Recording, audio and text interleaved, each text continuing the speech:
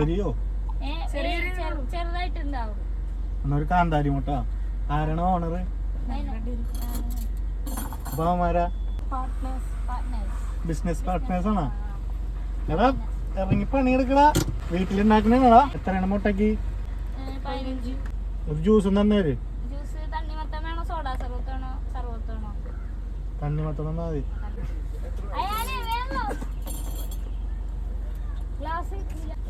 Glass ഇല്ലേ? മുട്ടയൊക്കെ ആരാ വേവിക്കണേ?